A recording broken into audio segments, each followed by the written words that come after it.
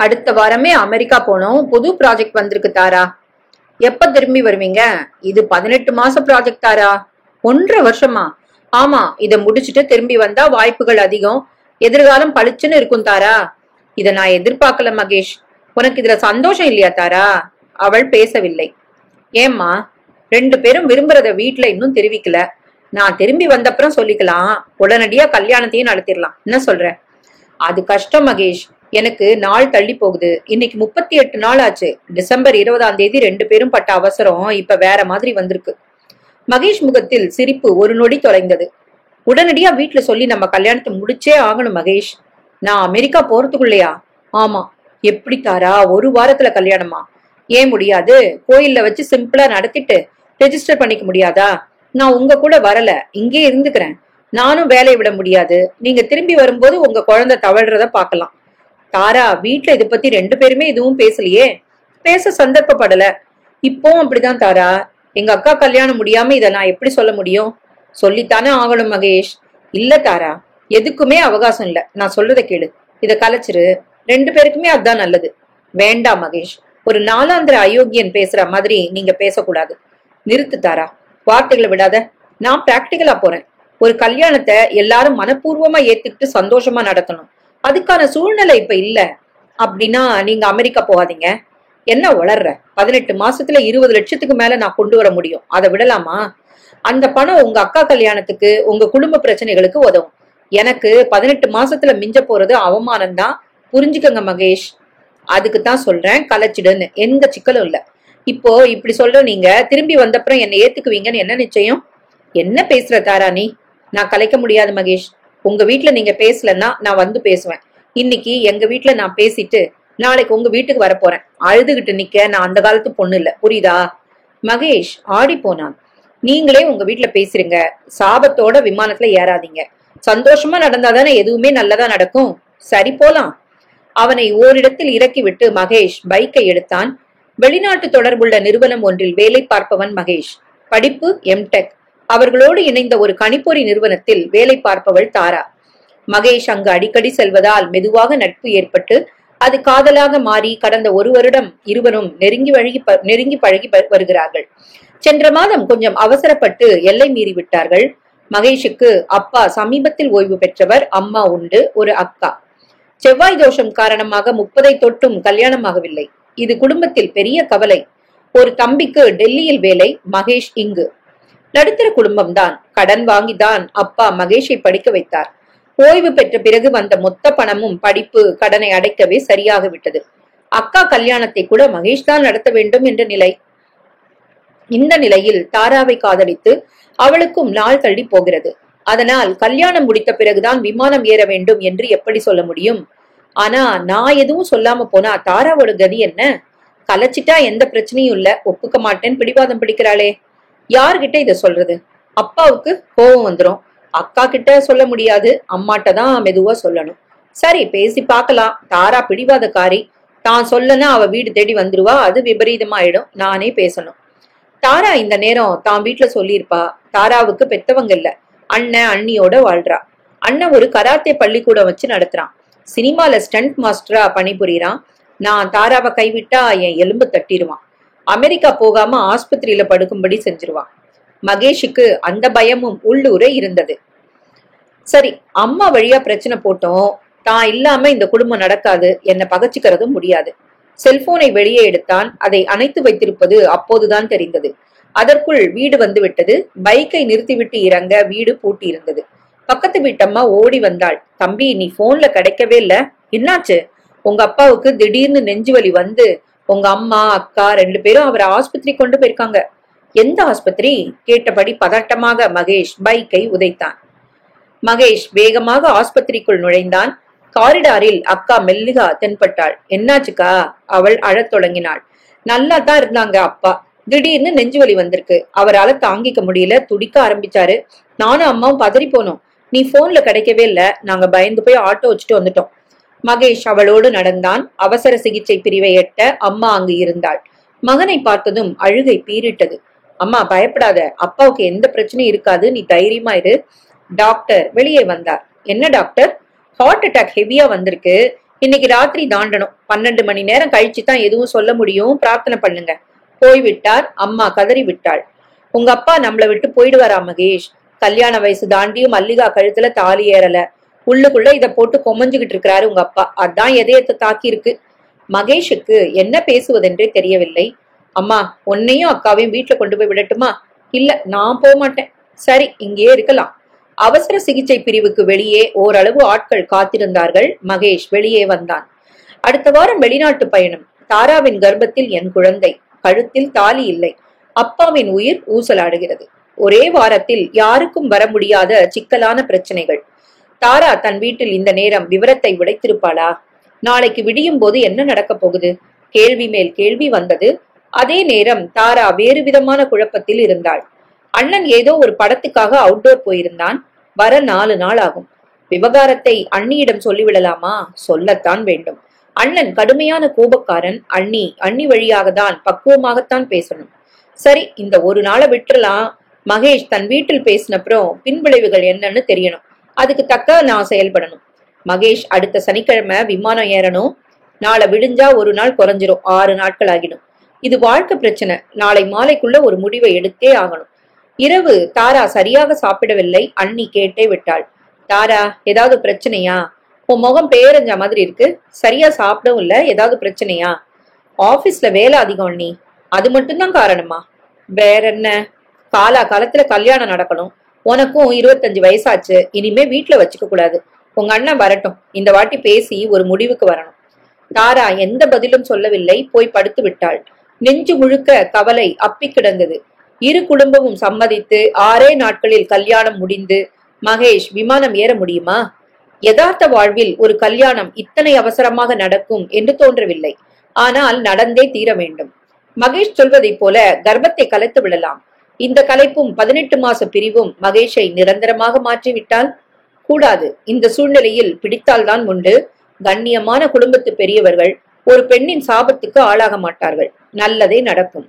கண்களை மெல்ல மூடினாள். காலை பொழுது பயங்கரமாக இருக்கும் என்று அவளுக்கே தெரியாது. காலை 6 மணி சுமாருக்கு டாக்டர் வெளியே வந்தார். சாரி மிஸ்டர் மகேஷ், எங்க சிகிச்சை பலன் தரல. உங்க அப்பா உயிர் இப்பதான் பிரிஞ்சுது. என்னங்க? அம்மா அலறி அடுத்த நொடியே கண்கள் இருள மல்லிகா அம்மாவை தாங்கிக் கொண்டாள். மகேஷ் உள்ளே ஓடினான். கண்கள் திறந்தபடி அப்பா தன் உயிரை விட்டிருந்தார். நேற்று வரை எந்த ஒரு பிரச்சனையும் இல்லாமல் நன்றாக இருந்தவர் ஒரே நாளில் அவருக்கு முடிவு உண்டாகிவிட்டது. மகேஷ் உறைந்து போயிருந்தான். பிறகென்ன? மளமெளவென அடுத்த கட்ட வேலைகளை கவனிக்க தொடங்கினான். மல்லிகா முக்கியமானவர்களுக்கு அங்கிருந்தபடியே அவசரமாக தகவல்களை தெரிவிக்க ஆரம்பித்தாள். ஆஸ்பத்திரிக்கு தேவையான பணத்தை கட்டிவிட்டு அங்குள்ள நடைமுறைகளை செயல்படுத்த தொடங்கினான் மகேஷ். காலை 9 மணிக்கு அப்பாவின் உடல் வீட்டுக்கு எடுத்து வரப்பட்டது. டெல்லியில் இருந்த தம்பிக்கு தகவல் தரப்பட்டு விமானம் மூலம் பிற்பகல் 3 மணிக்குள் அவன் வந்து விடுவான் என தகவல் வந்தது. கண்ணாடி பெட்டிக்குள் அப்பாவின் உடல். அம்மா கண்ணீர் வற்றி போய் அதன் அருகில் அமர்ந்திருக்க உறவுக்காரர்கள் பலர் கண்ணீர் வராமல் நடித்துக் கொண்டிருந்தார்கள். அப்பாவுக்கு தெரிந்தவர்கள் நிறைய பேர் என்பதால் கூட்டம் சேர்ந்து விட்டது. எதுவும் தெரியாத தாரா காலை 10 மணிக்கு அலுவலகம் வந்து வேலைகளை கவனிக்க தொடங்கிவிட்டாள். மகேஷ் போன் பண்ணட்டும் என்று காத்திருந்தாள். பிற்பகல் 2 மணிக்கு மகேஷ் அலுவலக ஆள் ஒருவன் வந்தான். மகேஷோட அப்பா இறந்துட்டார் தாரா. என்னது? ஆமா, ஹார்ட் அட்டாக். பாடி வீட்டுல இருக்கு. இன்னைக்கு எடுத்துருவாங்க. இது நிஜமா? நான் சாவுக்கு போயிட்டு வந்துட்டனே. தாராவுக்கு பதறி விட்டது. எதனால மாரடைப்பு? மகேஷ் நிஜம் பேசிவிட்ட அதிர்ச்சியில உயிரை விட்டுட்டாரா?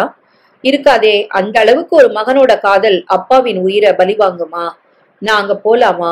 மகேஷ் ஏன் தகவல் சொல்லவே இல்ல? நான் அங்க வரக்கூடாதுன்னு நினைக்கிறாரா? இல்லன்னா சொல்லணும்னு தோணலையா? கேள்வி மேல் கேள்வி வந்தது. எழுந்து விட்டாள். நான் மணக்க போகும் மகேஷின் அப்பா, என் வயிற்றில் வளரும் பிள்ளைக்கு தாத்தா. நான் போயே தீர வேண்டும். செக்ஷன் அதிகாரியிடம் அவசரமாக லீவு எழுதி கொடுத்தாள். வெளியே வந்து ஆட்டோவை அழைத்தாள்.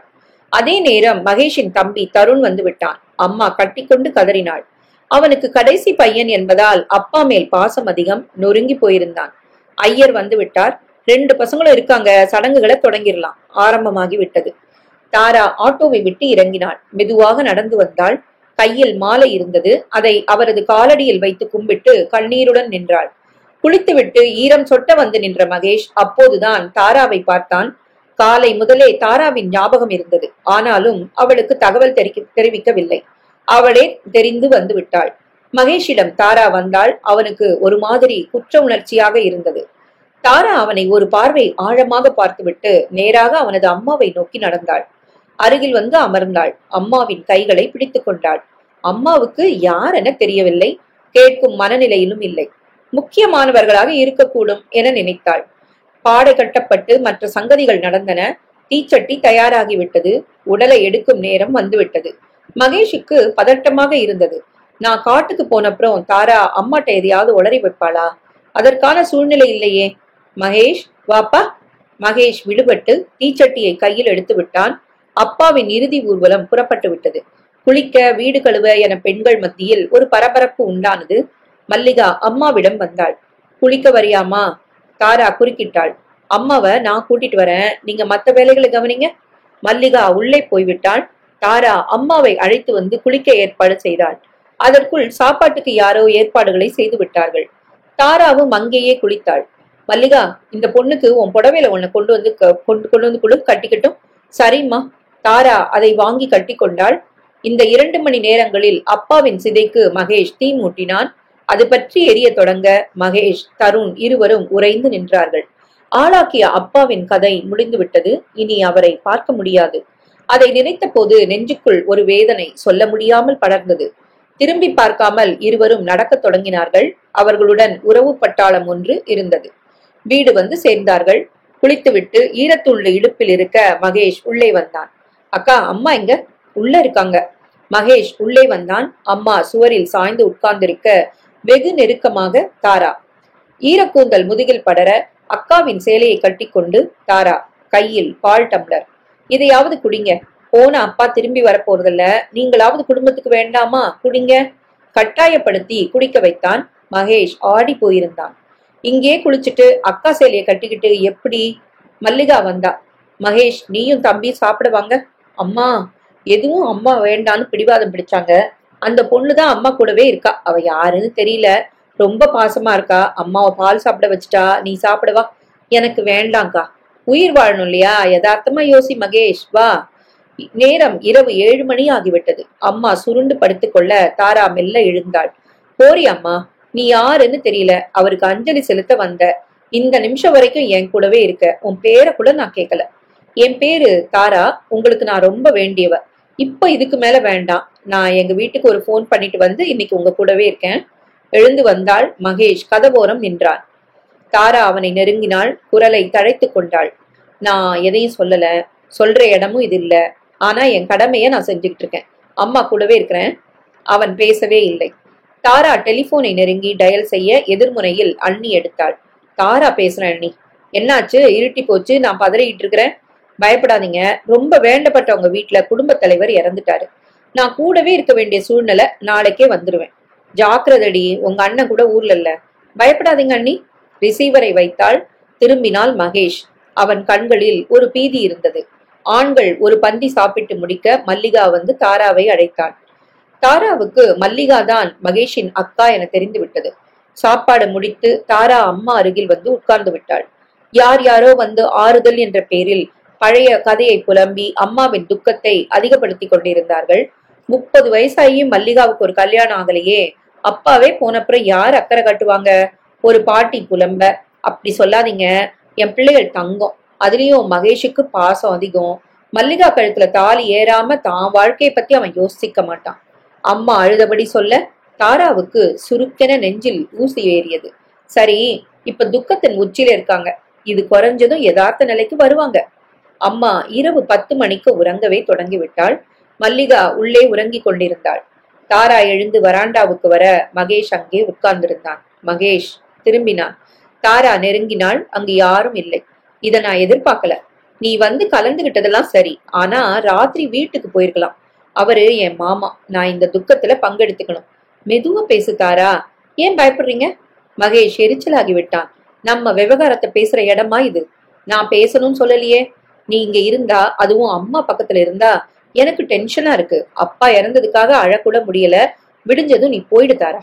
கழட்டி விட பாக்குறீங்களா மகேஷ்? பிளீஸ் தாரா, என் நெஞ்சில ஒரு மாதிரி கசப்ப உண்டாக்காத. என் வயித்துல நீங்க உண்டாக்கிட்டீங்களே மகேஷ், அந்த உறவு தந்த உரிமையில தான் இந்த சாவுல முழுமையா கலந்துக்க வந்திருக்கேன். தாரா மெதுவா பேசு. நீ உள்ள போ, என்கிட்ட வந்து நிக்காத. சாவுல அழக்கூட சுதந்திரம் இல்ல. ச்சே. தாரா எரிச்சலுடன் அவனை பார்த்துவிட்டு உள்ளே வந்தாள். அம்மாவின் அருகில் அவளும் சுருண்டு படுத்து கொண்டாள். மறுநாள் காலை எழுந்து அஸ்தியை சேகரிக்க உறவுக்காரர்கள் புடை சூழ மகேஷும் தருணும் புறப்பட்டு விட்டார்கள். தாரா அம்மாவை எழுப்பி காஃபி கொடுத்தாள். நான் எங்க வீட்டுக்கு போறேன், சாயங்காலம் மறுபடியும் வரேன். சரிம்மா, நீ பக்கத்துல இருந்தது ரொம்ப பெரிய ஆறுதலா இருக்குமா. தாரா புறப்பட்டு விட்டாள்.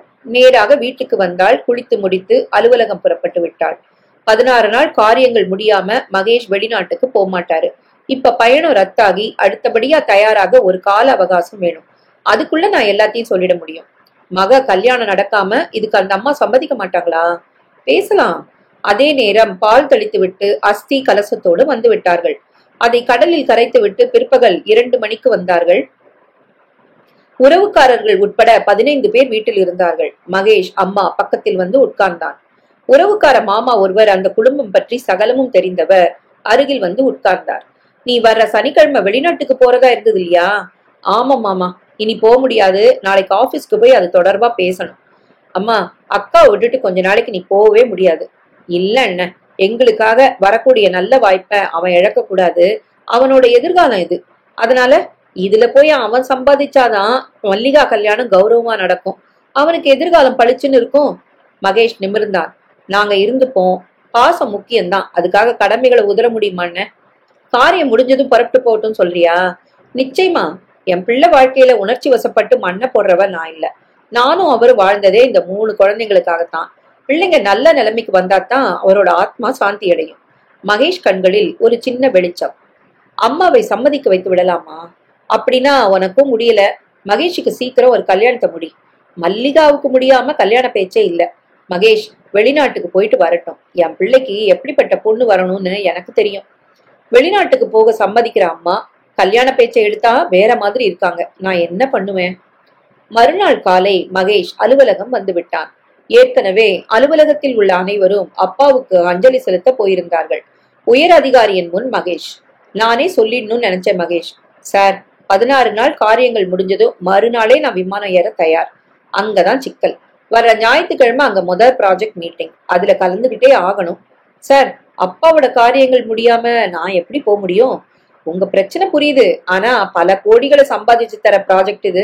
அதையும் விட்டுற முடியாது. ஒண்ணு செய்யலாம். உங்களுக்கு பதிலா உதயகுமார் அனுப்புறேன். அடுத்த வாய்ப்பு எப்போ வருதோ அப்ப நீங்க போங்க. மகேஷ் இருண்டு போனான். மகேஷ், உங்க வீட்டுல நீங்க பேசுங்க. நாளைக்கு தான் முடிவை நான் எடுப்பேன். சரி சார். மகேஷ் வெளியே வந்தான். அற்புதமான வாய்ப்பு கை நழுவுகிறது. அதுக்காக அப்பாவோட காரியங்களை முடிக்காம நான் போகவும் கூடாது. சே, இப்படியா ஒரு சிக்கல் வரணும். வீட்டுக்கு வந்து விட்டான். அம்மா, மல்லிகா, தம்பி, அந்த மாமா குடும்பம் தவிர வேறு யாரும் இல்லை. மகேஷ், 7வது நாள்ல இருந்து காரியத்தை தொடங்கிடலாம். அதாவது சனிக்கிழமை. பேசி வச்சுட்டு வந்துட்டேன். மகேஷ் விமானத்தில் ஏற வேண்டிய நாள். மகேஷ், காரியம் முடிஞ்சதும் போ தயார்னு சொல்லிட்டியாப்பா? அங்கதாம்மா சிக்கல். என்ன? முழு விவரத்தையும் மகேஷ் அம்மாவிடம் சொல்லி முடித்தான். அக்கா, தம்பி இருவரும் அருகில் இருந்தார்கள். மாமா குறுக்கிட்டார். நீ மூத்த பிள்ளை, காரியம் முடிக்காம எப்படி போக முடியும்? சரி, அடுத்த வாய்ப்பு எப்போ வருதோ அப்ப புறப்படு. அது 1 வருஷத்துக்கு மேலேயும் ஆகலாம். வராமலும் போலாம். விடுங்க. அப்பாவை விட வெளிநாட்டு பயணம் வசதி இல்ல. அம்மா கூடவே இருக்கேன்னு ஒரு திருப்தி இருக்கும். சொல்லிவிட்டு மகேஷ் இழுந்து விட, இரு மகேஷ். என்னம்மா? உங்க அப்பா காரியங்களை உன் தம்பி செய்யட்டும். நீ கொல்லி போட்டாச்சு, அது போதும். இந்த சனிக்கிழமை நீ புறப்படு. தங்கச்சி, அப்படி செய்யக்கூடாது. மூத்த மகன் மகேஷ், அவன் தான் அந்த அத்தானோட காரியங்களை செய்யணும். இல்ல என்ன, சாஸ்திர சம்பிரதாயங்கள் தேவைதான். அது என் மகனோட எதிர்காலத்தை பலி கொடுக்கும்னா அதை நான் மதிக்க மாட்டேன். அம்மா, கொல்லி போட்டதே போதும். தருண் செய்யட்டும் மற்ற காரியங்களை.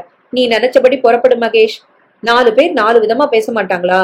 அண்ணன், அந்த 4 பேரு போன என் புருஷனோட உயிரை கொண்டு வர போறதில்ல. என் பிள்ளையோட எதிர்காலத்துக்கு உத்தரவாதமும் தரப்போறதில்ல. மகேஷ் அனுப்புறது அவனோட அம்மாவான நானு. வேற யார் என்ன சொல்ல முடியும்? தருண் அருகில் வந்தான். அம்மாவின் கைகளை பிடித்து கொண்டான். உன்ன மாதிரி ஒரு அம்மா கிடைச்சா இந்த உலகத்தையே ஜெயிக்கலாம். நாங்க ரொம்ப கொடுத்து வச்சிருக்கோமா. மகேஷ், உன் தம்பி எல்லாத்தையும் பார்த்துப்பான். இன்னும் 4 நாள் தான் நடுவுல இருக்கு. அழுதுகிட்டு உட்கார்ந்தா எதுவும் நடக்காது. உன் பயணத்துக்கான ஏற்பாடுகளை நீ கவனிப்பா. சரிம்மா, நீயும் அக்காவும் எந்த பிரச்சனையும் இல்ல கண்ணா. 1.5 வருஷம் ஓடி போயிரும். நீ உச்சிக்கு வந்து நின்னாதான் உங்க அப்பாவோட ஆவி குளிரும். நேரத்தை வீணாக்காம வேலையை பாரு. மகேஷ் உடனே டயல் செய்தான். உயர் அதிகாரிக்கு இணைப்பு தர சொன்னான். சார், நான் மகேஷ் பேசுறேன். எங்க அம்மா அனுமதி கொடுத்துட்டாங்க. என் தம்பி மத்த காரியங்களை கவனிச்சுப்பான். Very good. உங்க அம்மாவுக்கு என் பாராட்டுகளை தெரிவிச்சிருங்க மகேஷ். நீங்க உடனே ஆபீஸ்க்கு வாங்க, ஏற்பாடுகளை பண்ணிடலாம். மகேஷ் புறப்பட்டு வாசலுக்கு வந்தான். பைக்கில் சாவியை போட்டான். ஆட்டோ வந்து நின்றது. தாரா இறங்கினாள். மகேஷ் முகம் மாறியது. தாரா அருகில் வந்தாள். காரியங்களை என் தம்பி செய்யறான். திட்டமிட்டபடி இந்த சனிக்கிழமையே நான் வெளிநாட்டுக்கு போறேன். புருஷனோட காரியங்களை விட பிள்ளையோட எதிர்காலம் வசத்தின்னு நினைச்சிட்டாங்க எங்க அம்மா. அதுக்கும் மேல எதுவும் இல்ல தாரா, நீ புறப்படு. தாரா அப்படியே நின்றாள். மகேஷ் குரலை தழைத்தான். இந்த சூழ்நிலையில வேற எதுவும் பேச முடியாது, புரிஞ்சுக்கோ. கலைச்சிடு. நான் திரும்பி வந்ததும் நிச்சயமா ஒன்னதான் கல்யாணம் பண்ணிப்பேன். அவள் பேச வருவதற்குள் மகேஷ் வண்டியை எடுத்து விட்டான். தாரா ஸ்தம்பித்து நின்றாள். இதை கொஞ்சமும் எதிர்பார்க்கவில்லை. காரியங்கள் முடியும் அவகாசம் சாதகமாக இருந்தது. அதற்குள் அம்மாவை இன்னும் நெருங்கி பேசக்கூடிய வாய்ப்பு இருந்தது. அது இப்போது நழுவி விட்டது. மல்லிகா குப்பையை கொட்ட வெளியே வந்தாள். தாராவா, எப்ப வந்த? இப்பத்தான். உள்ள வா, அம்மா உன்னை பத்தி தான் கேட்டுக்கிட்டே இருக்காங்க. தாரா உள்ளே வந்தாள். வாமா, நேத்திக்கே வரல? நேரம் இல்லம்மா. மல்லிகா, தாரா காஃபி கொண்டு வாமா. மெதுவா போனா போதும் இல்லையா? சாயங்காலம் போறேன். நீ யாருன்னு சொல்லலையே. தாரா நிமிர்ந்தாள். அம்மாவாக கேட்கிறார்கள். இதுதான் சரியான சந்தர்ப்பம். சொல்லிவிடலாமா? 4 நாளில் மகேஷ் புறப்பட்டு விடுவார். அவர் போன பிறகு சொல்லி அது பொய் என்று ஆகிவிட்டால் இந்த சந்தர்ப்பத்தை பயன்படுத்தி கொண்டே தீர வேண்டும். தாரா வாயை திறந்தாள். மல்லிகா வேகமாக உள்ளே வந்தாள். அம்மா, புதுக்கோட்டை அத்தையும் மாமாவும் வராங்க. அப்பாவின் சகோதரி. அத்தை கதறிக்கொண்டே உள்ளே வந்தாள். காசிக்கு போயிட்ட காரணமா தம்பியோட முகத்தை கூட பார்க்க நாம கொடுத்து வைக்கலையே.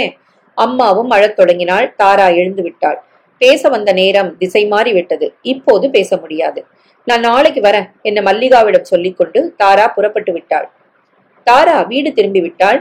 அண்ணன் வெளிப்புற படப்பிடிப்பு முடிந்து திரும்பி இருந்தான். தாராவுக்கு அன்னி குழந்தைக்கென்று சேலை, தின்பண்டங்கள் எல்லாம் வாங்கி வந்திருந்தான். அவன் வந்ததால் இரவு விசேஷமான உணவு வகைகளை அண்ணி தயாரிக்க தொடங்கினாள். தாரா ஏன் சோர்வா இருக்கா? ஏதாவது பிரச்சனையா? நானும் கவனிச்சுட்டு தான் இருக்கேன். 2 நாளா சரியில்லை. ஏன்னு கேட்டியா? கேட்காம இருப்பனா? ஆபீஸ்ல வேலை அதிகம்னு பதில் சொல்றா. அவ சிநேகிதி வீட்டுல ஒரு சாவு நடந்தது. இவ போய் தங்கி இருந்து உதவி பண்ணா. அந்த பாதிப்பா இருக்கலாம். அவளுக்கு கல்யாண வயசு. காலகாலத்துல நடக்க வேண்டியது நடக்கணும். கடனை வாங்கியாவது கட்டி கொடுக்கணும். அண்ணன் எழுந்தான். சரி, தரகரை கூப்பிட்டு நாளைக்கே பேசு. தாரா சகலமும் கேட்டபடி அடுத்த அறையில் இருந்தால் திக்கென்றது. தரகரை அணுகிவிட்டால் மளமளவென ஏற்பாடுகள் ஆரம்பித்துவிடும். இது விபரீதமாச்சே. அண்ணனிடம் வந்தாள். அண்ணா, இப்ப கல்யாணத்துக்கு அவசரப்படாத. உனக்கு வயசு 25மா. சரி, நீ கடன் வாங்கணும் இல்லையா? நீ கஷ்டப்படுவியே, என் சம்பளமும் போயிடு. இத பாரு தாரா, இதெல்லாம் ஒரு நாள் நடந்துதான் தீரணும். நீ இந்த வீட்டுக்கு சாஸ்வதம் இல்ல. இந்த பாருங்க, அவ பேச்ச கேட்காதீங்க. நகைகள் என்னது இருக்கு, மத்ததுக்கு கடன் வாங்கணும். தாரா நிமிர்ந்தாள். பாவம் அண்ணி, ஒரு அம்மா ஸ்தானத்துல இருந்து பாக்குறா. அண்ணிட்ட மறைக்க கூடாது, நெஜத்தை சொல்லிடணும். இரவு சாப்பாடு முடிந்தது. ஸ்டண்ட் யூனியன் ஆள் ஒருவர் வந்துவிட 1/2 மணி நேரத்தில் வருவதாக அண்ணன் புறப்பட்டு போய்விட்டான். பிள்ளைகள் படித்துக் கொண்டிருக்க, அண்ணி கொஞ்சம் மாடிக்கு வாங்களேன். எதுக்கு தாரா? பேசணும், வாங்க. அண்ணி அவளுடன் வந்தாள். முதலில் தாரா மௌனமாக இருந்துவிட்டு லேசாக அழத் தொடங்கினாள். என்னம்மா, ஏன் அழற? என்ன முழுசா பேச விடுங்க அண்ணி, அப்புறமா நீங்க பேசுங்க. சொல்லு. மகேஷ் காதலில் தொடங்கி நேற்று வரை எதையும் விடாமல் தாரா சொல்லி முடித்தாள். அண்ணி நிமிர்ந்தாள். தாராவையே பார்த்தாள். பளீரென அரைந்தாள். தாரா கன்னத்தை பிடித்துக் கொண்டாள். அடிப்பாவி, படிச்சவதான? உலகமும் வாழ்க்கையும் உனக்கு புரியாதா? ஏன் இப்படி மோசம் போன இப்படி ஒரு சிக்கலான சூழ்நிலையில வந்து நிக்கிற? உங்க அண்ணனுக்கு தெரிஞ்சா என்னாகுமோன்னு எனக்கு பயமா இருக்கு. சிக்கலான சூழ்நிலை வரும்னு நான் எதிர்பார்க்கல அண்ணி. அவங்க அப்பா செத்த நேரம் காரியங்கள் கூட முடியல. இப்ப கல்யாணம் பேச முடியுமா? அட, இவர் ஒரே மகன்னா கூட ஒரு முயற்சி எடுக்கலாம். ஒரு அக்கா கறி வேற இருக்கா. அவகாசமும் இல்ல. அவர் விமானம் ஏறிட்டா உனக்கு ஆதாரமே இல்ல. அவர் போறதுக்கு முன்னால பிடிக்கணும், இத உடைக்கணும். முடியுமா? நான் தனியா போராட நினைச்சேன். பயமா இருக்கு அண்ணி. அதான் உங்ககிட்ட சொல்லிட்டேன். உங்க அண்ணன் கிட்ட உடனே சொன்னா அந்த மகேஷ உண்டு இல்லைன்னு பண்ணிடுவாரு. அவசரப்பட்டு விபரீதமாயிடக்கூடாது. அவசரப்படாம இருக்கவும் முடியாது. நான் என்ன செய்வேன்? கலைச்சிட்டா எந்த பிரச்சனையும் இல்ல அண்ணி. ஆனா கலைக்கு எனக்கு விருப்பம் இல்ல. எங்க உறவே கலைஞ்சு போயிருமோன்னு பயமா இருக்கு. அக்கா வாழ்க்கை முக்கியம்தான். அப்பா மரணம் பாதிச்சதும் நிஜம்தான். ஆனா உன்னை தொட்டதுக்கு மகேஷ் பதில் சொல்ல வேண்டாமா? கலைக்க சொல்றதும் நழுவுறதும் நியாயமா? நீங்க மகேஷ் கிட்ட பேசுறீங்களா? நீ பேசிய பயன் இல்ல. நான் பேசினா எடுபடுமா? தெரியல அண்ணி. இன்னும் 4 நாள். நாளைக்கு விடிஞ்சா அது 3 ஆயிடும். பதட்டமா இருக்கு அண்ணி. கீழே அண்ணனின் சத்தம் கேட்டது. சரி, அவர் வந்தாச்சு, இந்த பேச்சை விடு, நான் பாத்துக்கிறேன். இருவரும் கீழே வந்தார்கள். காத்து வாங்க மாடிக்கு போனோம். நாளை மறுநாள் நான் வெளியூர் போக வேண்டியிருக்கோம். சரிங்க, நான் பேக் பண்ணி வைக்கிறேன். நீ மறக்காம நாளைக்கு தரகரை வரவழைச்சு பேசிரு. அண்ணி தலையாட்டினான். இரவு முழுக்க தாராவும் அண்ணியும் உறங்கவில்லை. காலையில் எழுந்ததும், தாரா நீ ஆபீஸ்க்கு போகாத. சரி அண்ணி. அண்ணன் உள்ளூர் படப்பிடிப்புக்கு சீக்கிரமே புறப்பட்டு போய்விட்டான். மகேஷுக்கு போன் போட்டு நானும் அண்ணியும் உங்களை சந்திக்க வரோம்னு சொல்லு. சரி அண்ணி. செல்போனுக்கு டயல் செய்தாள். மகேஷ் எடுத்தான். சொல்லு தாரா. அண்ணிட்ட எல்லாம் சொல்லிட்டேன். உங்களை பார்க்க விரும்புறாங்க. எங்க கூட்டிட்டு வரட்டும்? இத பாரு தாரா, இது தொடர்பா பேச எதுவும் இல்ல. எனக்கு நேரமும் இல்ல. உங்க அண்ணிய சந்திக்க நான் விரும்பல. போனை வச்சிரு. வைத்தே விட்டான். தாராவுக்கு அழுகை பொங்க வெடித்து விட்டாள். அவன் சொன்னதை சொன்னாள். இந்த 3 நாள் எதுவும் நடக்காத அண்ணி. மகேஷ் பிடிவாதக்காரர் இல்ல, கோழை. இப்படி ஒரு நிலைமையை உண்டாக்கிட்டு தப்பி ஓடுறானா? விடமாட்டேன் அண்ணி. நல்ல விதமா அணுகுனா எதுக்குமே அனுசரிக்கலனா எப்படி? இது தப்பு தாரா. 2 பேரும் அவசரப்பட்டது தப்புதான். ஆனா அவமானங்கள் உனக்கு மட்டுமா? தாரா அழுதாள். புறப்படு தாரா. எங்க? மகேஷ் வீட்டுக்கு தான். அவங்க அம்மா பார்த்து விவரத்தை சொல்லிடலாம். நம்புவாங்களா? நம்பித்தான் ஆகணும் தாரா. பயந்துகிட்டு நெஜத்தை மறைச்சா நமக்கு தான் கஷ்டம். நீ வா. போராட்டம்னு வந்துட்ட பின்னாடி தப்பிக்க முடியுமா? வா, ஒரு கை பாத்துடலாம். அண்ணனுக்கு தெரிஞ்சா என்ன ஆகும்? அதை நான் பாத்துக்கிறேன். நீ வா, மகேஷ் வீட்டுக்கு போலாம். இருவரும் புறப்பட்டு விட்டார்கள். தாரா படபடப்பாக இருந்தாள். மகேஷ் வீட்டு வாசலில் ஆட்டோவில் இறங்கினார்கள். வேறு யாரோ துக்கம் விசாரிக்க வந்திருந்தார்கள். இவளை பார்த்ததும், வா தாரா, சொல்லாம போயிட்டியே. அத்தை வந்திருந்தாங்க. யார் வந்தா என்ன? நீ இந்த வீட்டு பொண்ணு, உள்ளவா. இவங்க என் அண்ணி. வாங்கம்மா உட்காருங்க. சாவு நடந்த அன்னைக்கு தாரா வந்தா. என் கூடவே இருந்தா நான் சந்தோஷப்பட்டேன். பெத்த பொண்ணு கூட இத்தனை நெருக்கமா எதமா இருக்க மாட்டா. தாரா யாருன்னு இன்னும் சொல்லல. ஆனா எங்களுக்குள்ள ஒரு பூர்வ ஜென்ம பந்தம் இருக்கும் போல தெரியுது. அண்ணி சிரித்தாள். மல்லிகா காஃபி எடுத்து வந்தாள். என் பொண்ணு மல்லிகா கல்யாணம் ஆகல, 30 வயசு. தோஷ ஜாதகம் இருக்குது. இவரும் போய் சேர்ந்துட்டாரு. எப்ப விடியுமோன்னு தெரியல. அண்ணி தாராவை பார்த்தாள். நான் வரம் தேடலாமா உங்க பொண்ணுக்கு? தாராளமா. யார் மூலமா விடியும்னு தெரியாது. நல்லது நடந்தா சரி. அம்மா, உங்ககிட்ட நான் கொஞ்சம் தனியா பேசணும். சொல்லுமா. தாரா நீ வெளியில இரு. சரி அண்ணி. தாரா போய்விட்டாள். மல்லிகாவும் எழுந்து போனாள். அண்ணி கதவை சாத்தினாள். அம்மாவுக்கு குழப்பம். அண்ணி அருகில் வந்து அம்மாவின் காலில் படக்கென விழுந்து விட்டாள். என்னம்மா, எதுக்கு ஏன் காலில் விழுற? நீங்க 3 பிள்ளைங்களை பெத்த தாய். ஒரு பொண்ணோட தாயோட உணர்வுகளை உங்களை தவிர யாராலையும் புரிஞ்சுக்க முடியாது. நீ சொல்ல வந்ததை சொல்லுமா. தாரா மேல வச்ச பாசத்தை நீங்க விடக்கூடாது. பிரச்சனைகளை கோவப்படாம புரிஞ்சுக்கணும். நான் எதுக்கு கோவப்படணும்? விஷயத்த சொல்லுமா. உங்க மகன் மகேஷும் தாராவும் கடந்த 1 வருஷ காலமா நெருங்கி பழகுறாங்க. அவசரப்பட்டுட்டாங்க. தாராவுக்கு இப்ப நாள் தள்ளி போயிருக்கு. அம்மாவின் முகத்தில் இருந்த சிரிப்பு பட்டன அணைந்தது. இந்த நேரம் மகேஷுக்கு வெளிநாட்டு பயணமும் அப்பா இழப்பும் எதிர்பாராம வந்துருச்சு. வெறும் காதலா இருந்தா 1.5 வருஷம் தாரா காத்திருப்பா. ஆனா வயிற்று பிள்ளை காத்திருக்குமா? மகேஷ் கலைக்க சொல்றாராம். தாராவுக்கு அதுல விருப்பம் இல்ல. மகேஷ் புறப்பட்ட 3 நாள் தாரா என்ன பண்ணுவா என்கிட்ட சொல்லிட்டா. அம்மா பேசவே இல்லை. தாராவை வாழ வைக்க உங்களால மட்டும்தாம்மா முடியும். ஒரு மஞ்ச கைத்தை எளிமையா கட்டி அவளை உங்க மருமகளா ஏத்துக்குங்க. அவளால உங்க குடும்பத்துக்கு நல்லதுதான் நடக்கும். நான் உத்தரவாதம் தரேன். மல்லிகாவுக்கு ஒரு வாழ்க்கை வரலையே. இந்த பையன் அவசரப்பட்டுட்டானே. தப்புதாம்மா.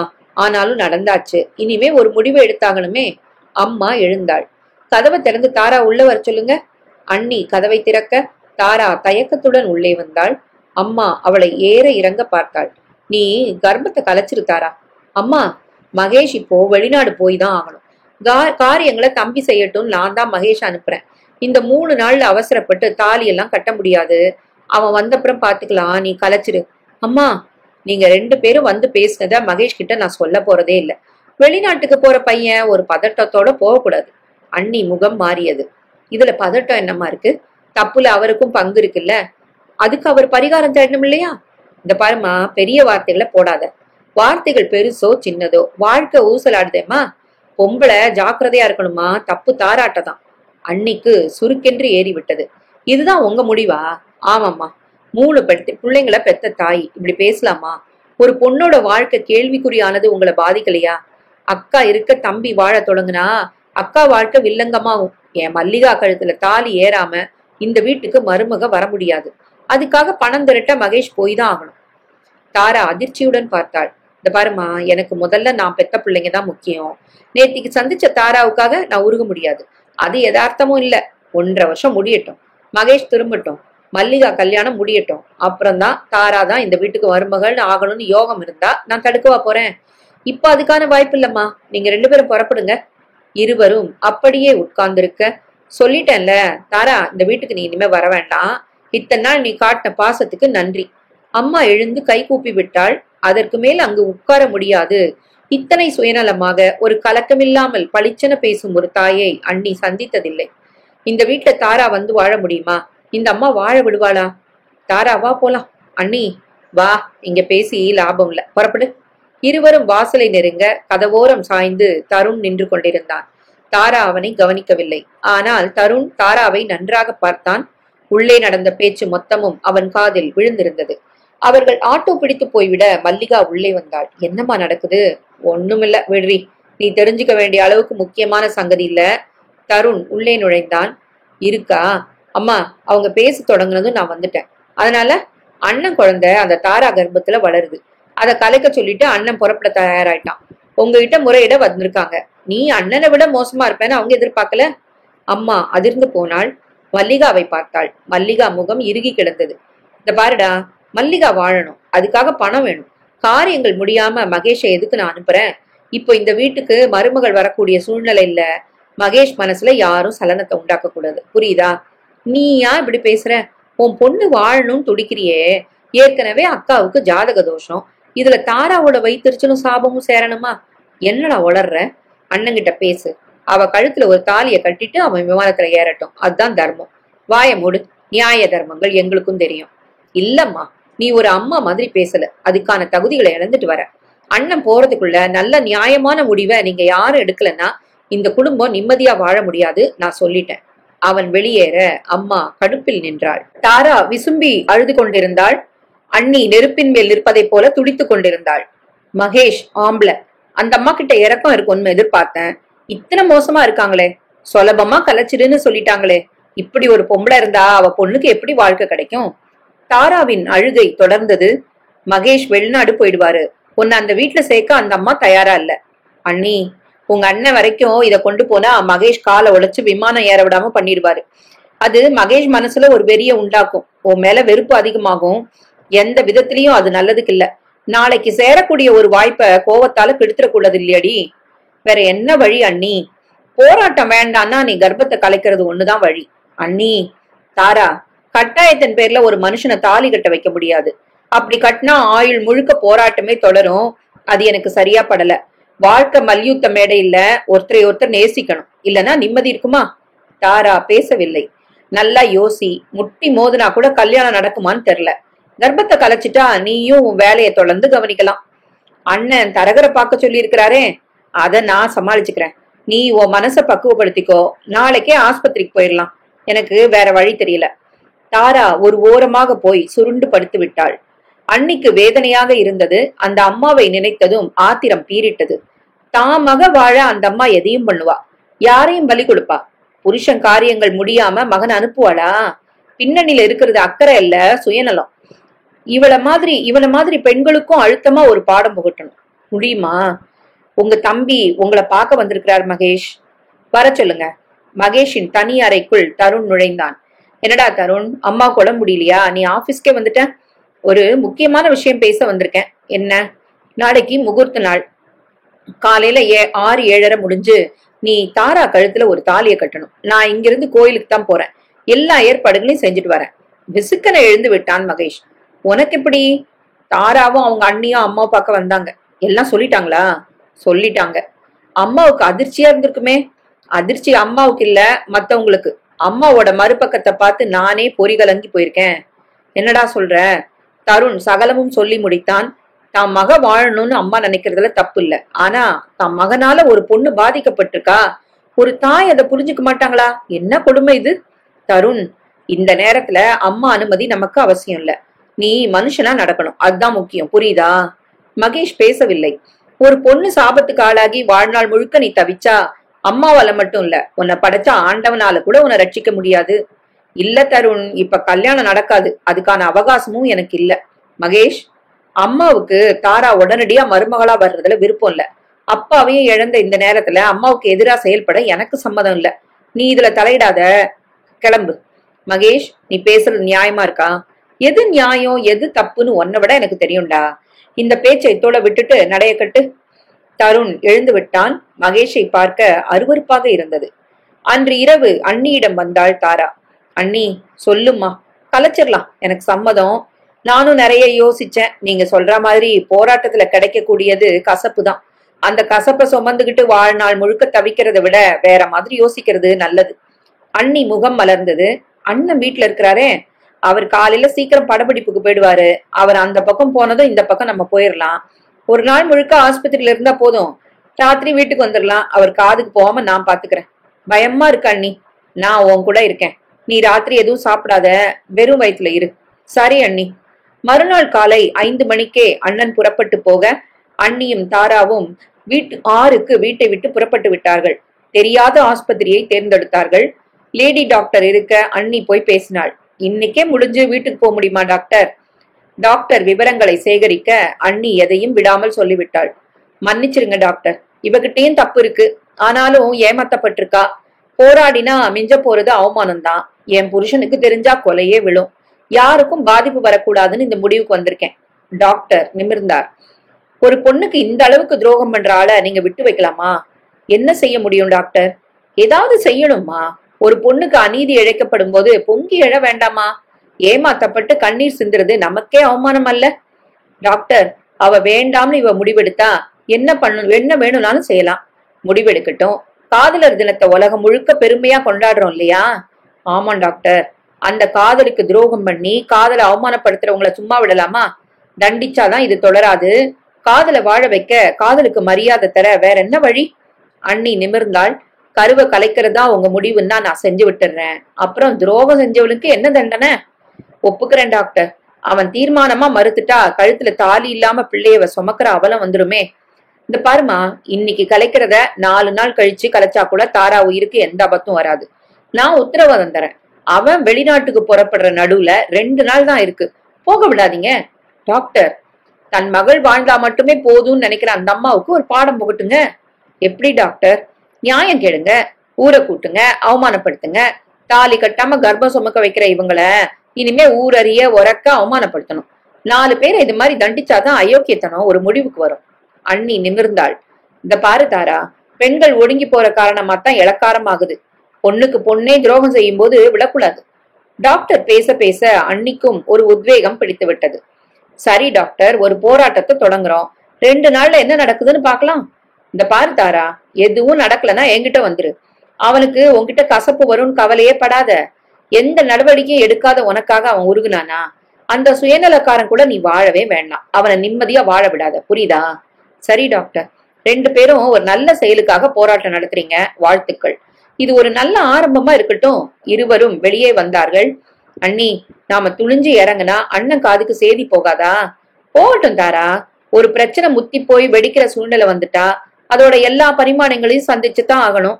அண்ணி, உங்க அண்ணனை நான் சமாளிக்கிறேன். டாக்டர் சொல்றதும் நியாயம்தான். உன் நிலைமை புரிஞ்சுக்காம மகேஷ் திமிரு பிடிச்சு அலைஞ்சா ஒரு பாடம் புகட்டித்தான் ஆகணும். இருவரும் புறப்பட்டு விட்டார்கள். ஒரு ஆட்டோ பிடித்து காலை 8 மணிக்கு மகேஷ் வீட்டு வாசலின் முன் நின்றார்கள். காலிங் பெல்லை அழுத்த தருண் தான் வந்து திறந்தான். இருவரையும் பார்த்ததும் ஆச்சரியமாக இருந்தது. மகேஷை பார்க்க வந்திருக்கோம். அம்மா, மகேஷ், மல்லிகா மூவரும் வெளியே வந்து விட்டார்கள். இவர்களை பார்த்ததும் அவர்கள் முகம் மாறியது. என்ன வேணும்? அண்ணி முன்னால் வந்தாள். உங்க விருப்பப்படியே கர்ப்பத்தை கலைக்க போனோம். அந்த டாக்டர் அனுமதிக்கல. அம்மா திரும்பினாள். வேற டாக்டர் அல்ல இருக்காங்க, எதுக்கு போகணும்? இந்த டாக்டர் என்ன சொல்றாங்க தெரியுமா? உன்னை கர்ப்பமாக்கின ஆள விடாத, நியாயம் கேளு, இல்லன்னா போலீஸ்ல புகார் கொடு, நான் உனக்கு உதவி செய்யறேன்னு சொன்னாங்க. நாங்க வக்கீலையும் பார்த்துட்டு தான் வரோம். நான் இல்லன்னு மகேஷ் தப்பிக்க முடியாது. மரபணு பரிசோதனைக்கு ஆளானா உண்மை வெளியே வந்துரும். மகேஷுக்கு முகம் வெளியிறு விட்டது. அம்மா ஆடி போனாள். தருண் மட்டும் ஒரு ஓரமாக நின்று இதை ரசித்துக் கொண்டிருந்தான். மிரட்டுறீங்களா? அம்மா கேட்டாள். இல்ல, ஒரு பொண்ணுக்கு நியாயம் கேட்கிறோம். ஒரு தாயே அதை புரிஞ்சுக்கலன்னா நாங்க அடாவடியில இறங்குறத தவிர வேற வழி இல்ல. மகேஷ் உள்ளவா, அம்மா அழைத்தாள். மகேஷ், மல்லிகா உள்ளே வந்தார்கள். என்னடா இது, அடாவடியா இறங்கிட்டாங்களே, நாம வளைஞ்சு கொடுக்கணுமா? அம்மா, ஒரு டாக்டர் இவங்களுக்கு உதவுறா, வக்கீல காட்டிட்டா, போலீஸ்ல புகார் கொடுத்து மரபணு அது இதுன்னு வந்துட்டா நான் மாட்டுவேம்மா. அதுக்காக இவங்களுக்கு பணிஞ்சு போறதா? மல்லிகா குறுக்கிட்டாள். எதுத்தா உன் பிள்ளை நிச்சயமா வெளிநாட்டுக்கு போக முடியாது. சட்டத்துல என்ன இருக்குன்னு தெரியாது. ஏதாவது தடாலடி பண்ணி இவனை போக விடாம செஞ்சுட்டா நடுவுல 2 நாள் தானமா இருக்கு. அம்மா பிள்ளை முகத்தில் மிரட்சி வந்து விட்டது. அவகாசம் கேட்கலாம். நீ என்ன கேட்டாலும் துணிஞ்சு வந்தவங்க கிட்ட பலிக்காது. அதனால மகேஷுக்கு பாதிப்பு வராம விமானம் ஏறணும், பேசுங்க. மூவரும் வெளியே வந்தார்கள். போலீஸும் சட்டமும் உங்களுக்கு இருக்குன்னா அது எங்களுக்கும் இருக்கு, அம்மா உதார் விட்டாள். அண்ணி சிரித்தாள். எதுக்கு இப்ப சிரிப்பு? தாராளமா சட்டத்தை நீங்க நாடுங்க. ஒரு பொண்ணை கெடுத்துட்டு வெளிநாட்டுக்கு தப்பி ஓடுறான்னு புகார் பண்ணுவோம். நாளை மறுநாள் உங்க மகன் எப்படி விமானம் ஏறுறாருன்னு நாங்க பாத்துடுறோம். இந்த பாருங்க, எதுக்கும் துணிஞ்சுதான் நாங்க வந்திருக்கோம். காதலை அவமானப்படுத்தினவங்கள தண்டிக்காம விடுறதா இல்ல. மகேஷ் மிரண்டான். நாளைக்கு கோயில்ல வச்சு மகேஷுக்கும் தாராவுக்கும் கல்யாணம். உங்க மகன் தாலி கட்டுறாரு, கட்ட வைப்போம். உங்க மருமகளை உங்ககிட்ட ஒப்படைச்சிட்டு போயிருவேன். மகேஷ் தாராளமா வெளிநாட்டுக்கு போகட்டும். அவர்களுக்கு பேச்சே எழவில்லை. தயாரா இருங்க, வாடி தாரா. உங்க தெருக்கோடியில உள்ள அம்மன் கோயில தான் கல்யாணம். உங்க அக்கம் பக்கத்துக்கும் நாங்க சொல்லிடுறோம். அவர்கள் இருவரும் புறப்பட்டு போக, பாத்தியாடா மகேஷ், அக்கம் பக்கத்துக்கும் சொல்றோம்னா என்ன அர்த்தம்? ஊரை கூட்டுவோம்னு அர்த்தம். இப்ப அடாவடியில என்னை மடக்கி தாலிய கட்டிட்டா அவ கூட சந்தோஷமா நான் வாழ்ந்துருவேன்னு நினைக்கிறாளா? இதை விடக்கூடாதுமா. நானும் ஒரு வக்கீல இப்பவே பார்க்க போறேன். அண்ணன் ஒரு நிமிஷம். தருண் அழைக்க மகேஷ் திரும்பினான். உன் குழந்தை அந்த தாரா வயித்துல வளர்றது நிஜம். நீ குத்தவாளிதான், அப்புறம் எதுக்காக சவால் விடுற? சட்டம் உனக்கு எப்படி சாதகமா இருக்கும்? அவ ஒரு வேசின்னு சொல்லுவேன், 1000 சொல்லலாம். அது நியாயமா? அம்மா, அக்கா மட்டுமே வாழணும் நீ நினைக்கிற காரணமாத்தான் அக்கா இன்னமும் வாழல. மனிதாபிமானம் பாருமா. நீ அம்மாவா இருந்து பாரு, அசிங்கப்படுத்திராத குடும்பத்தை. வீட்டுக்குள்ளேயே நமக்கு எதிரி. தருண் மல்லிகாவிடம் வந்தான். நீ யோசி, உனக்கு இப்படி ஒரு நிலைமை வந்தா நாங்க பொங்கி எழமாட்டோம், விட்டுடுவோமா? தான் வீட்டு பொண்ணோட மானத்துக்கு பங்கம் வந்தா யாராலையும் அது தாங்க முடியாதுக்கா. நியாயங்கள் குடும்பத்துக்கு குடும்பம் மாறாது. தருண் உள்ளே போய்விட்டான். இப்ப என்னடா செய்யறது மகேஷ்? எனக்கும் புரியலம்மா. நீ வெளிநாட்டுக்கு போறது தடைபடக்கூடாதுடா. இது இந்த சனியினால தடைப்பட்டா கஷ்டமாச்சேப்பா. ஆமாம்மா, போலீஸ்ல புகாரு அது இதுன்னு வந்துட்டா வில்லங்கம்தான். தாலிய கட்டிடுறியா? வேற வழி தெரியலம்மா. தாலிய கட்டிட்டு தள்ளி வை. அவ இந்த வீட்டுக்குள்ளே வரக்கூடாது, வரவிட மாட்டேன். மல்லிகா குறுக்கிட்டாள். தாலிய கட்டிட்டா தம்பி பலமீனம் ஆயிடுவான், அப்புறம் எதுவும் எடுபடாது. கட்ட வேண்டாம்னு சொல்றியா மல்லிகா? அப்படியும் சொல்ல முடியலம்மா, ஒரே குழப்பமா இருக்கு. அதே நேரம் அண்ணியும் தாராவும் கோவிலில் பணத்தை கட்டி கல்யாணத்துக்கு ஏற்பாடு செய்துவிட்டு வீடு திரும்பினார்கள். தன் கணவனுக்கு போனை போட்டாள் அண்ணி. நானே இப்ப வீட்டுக்கு வரேன், இன்னைக்கு படப்பிடிப்பு கேன்சல். ரொம்ப நல்லது, சீக்கிரம் வாங்க. அண்ணன் அரை மணி நேரத்தில் வந்துவிட அண்ணி அவனை தனியாக அழைத்து போய் கதவை சாத்தி கொண்டாள். ஒன்று விடாமல் சொன்னாள். அவன் கொதிநிலைக்கு வந்து விட்டான். இந்த பாருங்க, உங்க கோவம் அவ வாழ்க்கைக்கு தீ மூட்டிடும். நாங்களே டாக்டர் தந்த தைரியத்துலதான் இறங்கணும். போலீஸ், வக்கீல், மரபணு பரிசோதனைன்னு நான் உதார் காட்டினப்போ குடும்பம் மொத்தமா மிரண்டு போச்சு. அவன் காலை உடைச்சிடுறேன், எப்படி பிளைட்ல ஏறுவான்? இதுதான் தப்பு. அது ஒரு கோழத்தனமான நடுத்தர குடும்பம். பயந்துட்டாங்க. அடுத்த கட்ட நடவடிக்கைய அதிரடியா எடுக்கிற துணிச்சல் நிச்சயமா அந்த குடும்பத்துக்கு இல்ல. அதனால ஏற்பாடுகளை செஞ்சுட்டு வந்தாச்சு. எதிர் நடவடிக்கை எடுக்க மாட்டாங்கன்னு என்ன நிச்சயம்? எடுக்க முடியாது. டாக்டரை கலந்து அவன் விமானம் ஏற விடாம பண்ணுவோம். முடியுமா? பொம்பளை நினைச்சா எதுவும் முடியும். அண்ணன் ஆடி போனான். இருவரும் துணிந்து விட்டார்கள். அடிதடியில் சாதிக்க முடியாததை அகிம்சையில் சாதிக்க தொடங்கி விட்டார்கள். தாரா புறப்படு. எங்க அண்ணி? மகேஷோட ஆபீஸுக்கு. அவரோட உயர் அதிகாரிய பார்த்து நம்ம பேசணும். முதல்ல டாக்டரை பார்த்து ஒரு லெட்டர் வாங்கிட்டு போலாம். ஒரு பெரிய மனுஷனை பார்க்கும்போது தகுந்த ஆதாரங்கள் வேணும். வா. இருவரும் புறப்பட்டார்கள். மகேஷின் உயர் அதிகாரியின் எதிரே தாராவும் அண்ணியும் இருந்தார்கள். அண்ணி கான்வென்ட்டில் படித்தவள். அழகான ஆங்கிலத்தில் இருவரையும் அறிமுகப்படுத்தி கொண்ட பிறகு சரளமாக நிதானமாக முழு விவரத்தையும் சொல்லத் தொடங்கினாள். அவர் நிமிர்ந்து உட்கார்ந்தார். டாக்டரின் கடிதத்தை அவரிடம் கொடுத்தார்கள். நீளமான கடிதம். விவரங்களை டாக்டர் எழுதி ஒரு பாதிக்கப்பட்ட பெண்ணுக்கு எல்லோரும் ஒத்துழைப்பு தரணும் என கேட்டுக் கொண்டிருந்தாள். அவர் நிமிர்ந்தார். அம்மா, இதை நான் நம்புறேன். ஆனா இது முழுக்க முழுக்க பர்சனல் விஷயம். இதுல ஆபீஸ் மேட்டர் எப்படி நான் கலப்பேன்? மேலும் இந்த ப்ராஜெக்ட திறம்பட செய்ய மகேஷால தான் முடியும். எல்லா ஏற்பாடுகளையும் செஞ்சாச்சு, இனி மாத்த முடியாதுமா. வேண்டாம் மகேஷ், போட்டோம். நாங்க தடுக்கல. ஆனா உங்க பக்கத்துல இருந்து உடனடியா ஒரு மிரட்டல் வந்தா பயம் வரும். தாலி கட்ட வேண்டிய நிர்பந்தம் வரும். அதை கட்டிட்டா எங்களுக்கு பாதுகாப்பு. அப்புறம் மகேஷ் போட்டும், இங்கே நாங்க சமாளிச்சுக்கிறோம். அவர் தலையாட்டினார். உங்க சகோதரிக்கு இப்படி ஒரு பிரச்சனை வந்தா நீங்க சும்மா இருப்பீங்களா சார்? ஒரு பொண்ணுக்கு நியாயம் கிடைக்க பல பேர் ஒத்துழைப்பு தேவையா இருக்கே. சரிம்மா, டாக்டரும் விவரமா எழுதியிருக்கிறாங்க, நான் பாத்துக்கிறேன். நீங்க உள்ள இருக்க கான்ஃபரன்ஸ் ரூம்ல இருங்க. இங்க பேசுறது அங்க ஸ்பீக்கர்ல கேட்கும். நான் மகேஷை வரவழைக்கிறேன். அவர் போன் போட்டார். மகேஷ், உடனே நீங்க இங்க வரணும். வைத்து விட்டார். இவர்களை அப்புறப்படுத்தினார். 20 நிமிடங்களில் மகேஷ் உள்ளே வந்தான். என்ன சார்? உட்காருங்க, பேசணும். மகேஷ் முகத்தில் பதட்டம் இருந்தது. உங்க மேல பெரிய புகார் வந்திருக்கு. ஒரு போலீஸ் அதிகாரி, வக்கீல், டாக்டர் எல்லாரும் அது உண்மைன்னு சொல்றாங்க. தாரான்னு ஒரு பொண்ணு புகார் கொடுத்திருக்கா. மகேஷ் நிமிர்ந்தான். நாம கம்பெனிக்கு திறமசாலியா இருந்தா மட்டும் போதாது. இந்த மாதிரி கேரக்டர் வில்லங்க உள்ளவங்கள நான் ரசிக்க மாட்டேன். சார், இது உங்க பர்சனல் மேட்டர். கேட்கிற உரிமை எனக்கு இல்ல. ஆனா நான் பெண்களுக்கு மத்தியில பிறந்து வளர்ந்தவன். எனக்கு இது பிடிக்கல. நீங்க வெளிநாட்டுக்கு போக வேண்டாம். ப்ராஜெக்ட நான் ரத்து பண்ணிடுறேன். அடுத்த மாசம் கதிர் போட்டோம். மகேஷ் ஆடி போனான். வேணாம் சார், எனக்கு இந்த வாய்ப்பை நழுவ விட விருப்பம் இல்ல. நாளைக்கு காலையில அந்த பொண்ணுக்கு தாலி கட்டி மனைவியா ஏத்துக்க போறேன். அவளை நான் ஏமாத்தல. கல்யாணத்துக்கு நீங்களும் வாங்க. வெளிநாட்டுக்கு போற வாய்ப்பை என்கிட்ட இருந்து பறிச்சிடாதீங்க சார். முடிக்கும் போது அழுது விட்டான். வேறு அறையில் இதை ஸ்பீக்கர் மூலம் தாராவும் அண்ணியும் கேட்டுக்கொண்டிருந்தார்கள். மகேஷ், இத உறுதிமொழியா லெட்டர் மூலம் நீங்க தர முடியுமா? நீங்க சொல்றபடி எழுதி தரேன் சார். எதுக்கு நான் கேட்கறேன்னா, உங்க மேல போலீஸ் கம்ப்ளைண்ட் வந்துட்டா நீங்க வெளிநாட்டுக்கு போக முடியாது. வராது சார். எந்த வில்லங்கமும் இல்லாம நான் பாத்துக்கிறேன். நான் நம்புறேன். நாளைக்கு எத்தனை மணிக்கு முகூர்த்தம்? எங்க கல்யாணம்? சரியான விவரம் கேட்டு நான் 1 மணி நேரத்துல உங்களுக்கு தெரிவிக்கிறேன் சார்.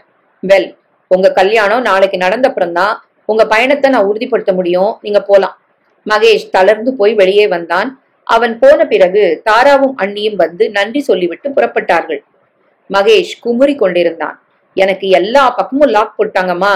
இனிமே தப்பிக்க முடியாது. தாலி கட்டியே தீரணும். அம்மா பேசவில்லை. மல்லிகா அருகில் வந்தாள். கல்யாணத்துக்கு சம்மதம்னு தாராட்ட சொல்லிட்டியா? போன்ல சொல்லிட்டேன்.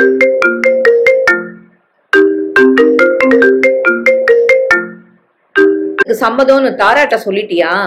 போன்ல சொல்லிட்டேன். இடம் நேரம் கேட்டு எங்க பாஸுக்கு தகவலும் தெரிவிச்சிட்டேன். தாரா கழுத்துல நான் தாலி கட்டின அப்புறம் தான் என் பயணம் உறுதியாகும். தருண் ஒரு ஓரமாக நின்றான். கோயில்ல கல்யாணம் முடிஞ்சதும் அதை பதிவு பண்றாங்களாம். அதுக்கும் ஏற்பாடுகள் நடந்துகிட்டு இருக்கு. அம்மா திரும்பினாள். தாலியும் பதிவும் மட்டுமே ஒரு பொண்ணை சந்தோஷமா வாழ வச்சிட முடியாது மகேஷ். அம்மா என்ன சொல்ற? அவ இந்த வீட்டுக்குள்ளத்தானே வாழ வரணும். நீயும் வெளிநாடு போயிடுவ.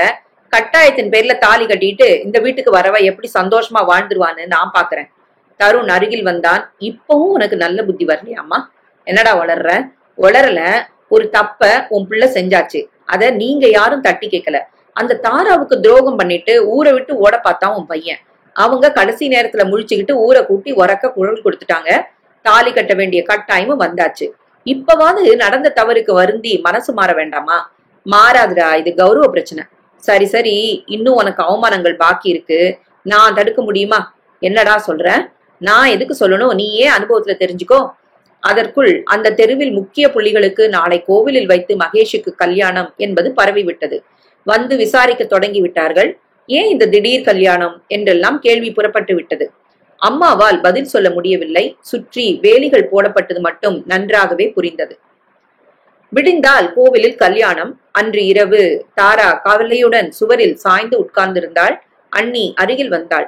தாரா, போய் படுமா. காலையில 5 மணிக்கெல்லாம் புறப்படணும். 7:30 9 முகூர்த்தம். எனக்கு ரொம்ப கவலையா இருக்கு அண்ணி. எதுக்கு?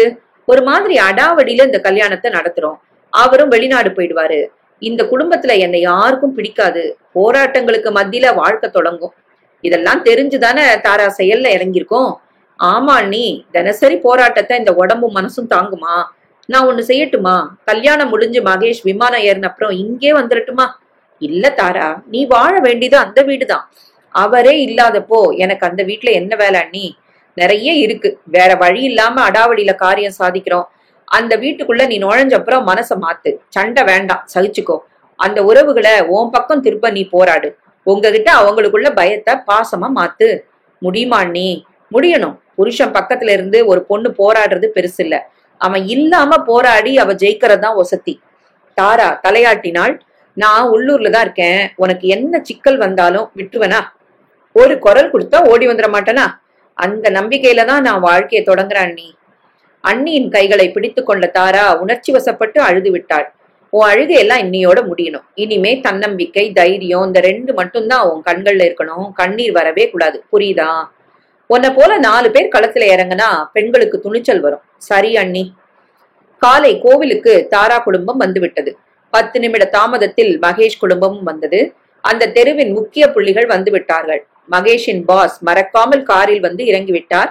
எல்லாவற்றுக்கும் காரணமாக இருந்த அந்த லேடி டாக்டரும் வந்து விட்டார். மகேஷ் அம்மாவின் முகம் சிடுசிடுப்பாக இருந்தது. மல்லிகா காதை கடித்தாள். இந்த பாருமா, நீ எரிச்சல் படுறது கூட இங்க தெரிய வேண்டாம். ஏதாவது பிரச்சனை வந்துட போகுது. எனக்கு தெரியும், வாய மூடு. எல்லோரும் வந்துவிட ஐயர் மந்திரங்களை சொல்ல, கோவில் நாதஸ்வர கோஷ்டி கெட்டி மேளம் கொட்ட, மகேஷின் தாலி தாராவின் கழுத்தில் ஏறியது. அன்னிக்கு கண்கள் கலங்கி விட்டன.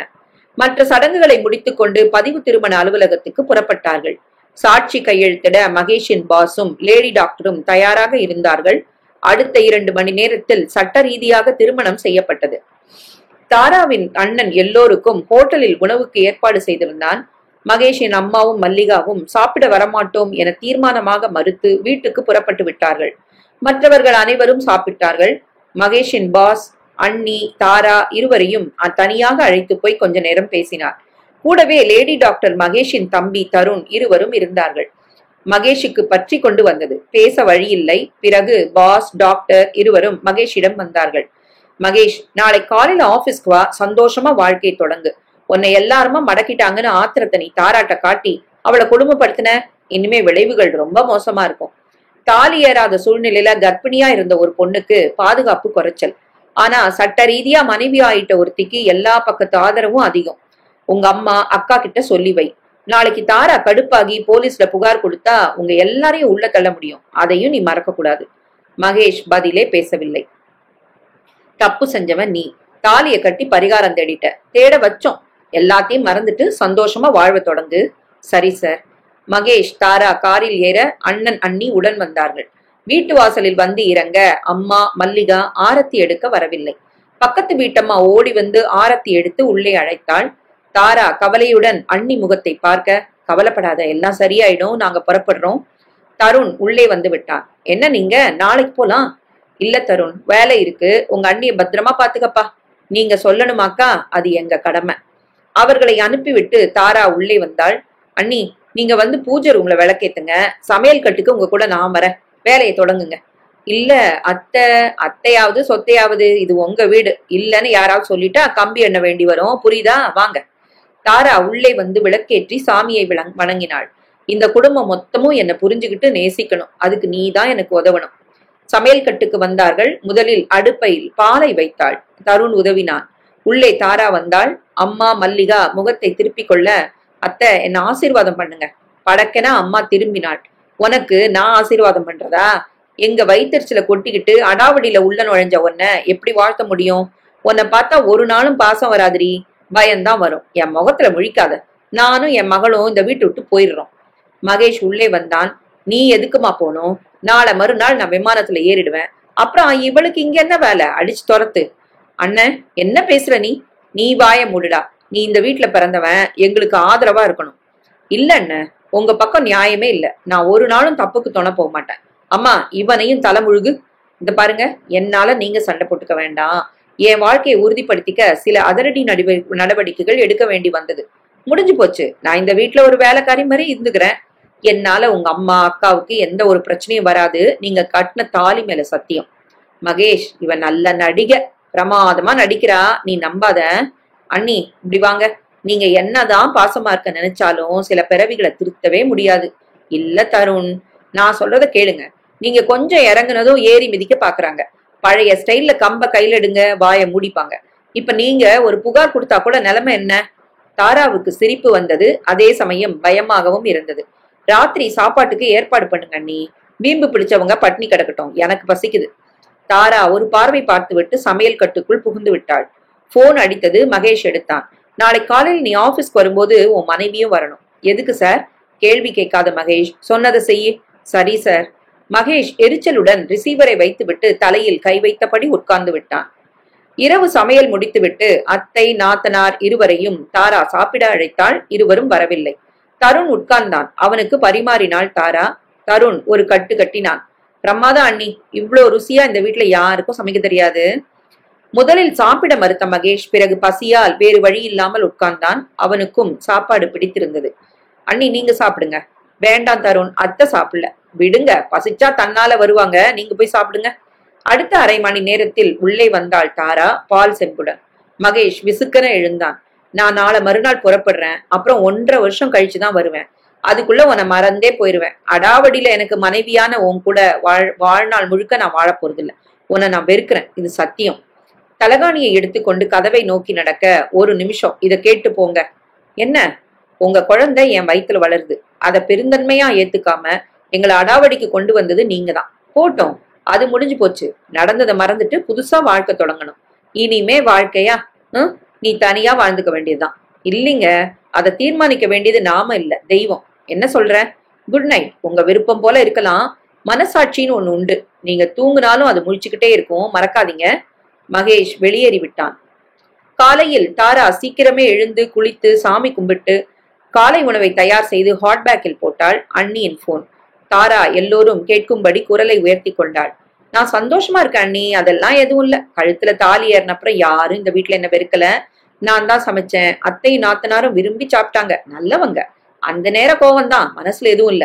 ரிசீவரை வைத்து விட்டாள். மகேஷ் அருகில் வந்தாள். என் குடும்பத்துக்கு கூட விட்டு தர மாட்டேன், டிஃபன் சாப்பிட வாங்க. தருணும் வந்து விட்டான். சூடான இட்லி பொங்கல் சாம்பாருடன் மனம் பரப்பியது. சாப்பிட்டு முடித்து இருவரும் புறப்பட்டு விட்டார்கள். ஒரே பைக்கில் தான். மகேஷ் எரிச்சலுடன் ஓட்டினான். பாஸ் தயாராக இருந்தார். வா மகேஷ். தாரா எப்படி இருக்க? உங்க ஆசீர்வாதத்துல நல்லா இருக்கேன் சார். 2 பேரும் உட்காருங்க. மகேஷ். மகேஷ், உன் பயணம் 15 நாள் தள்ளி போகுது. ஏன் சார்? அங்க ஏற்பாடுகள் முழுமை அடையலையா? எனக்கு டெலக்ஸ் வந்துச்சு. நீ போய் சும்மா உட்கார முடியாதுல்ல, உடனே ப்ராஜெக்ட தொடங்கணுமே. சரி சார். தாரா, ஒரு குட் நியூஸ்.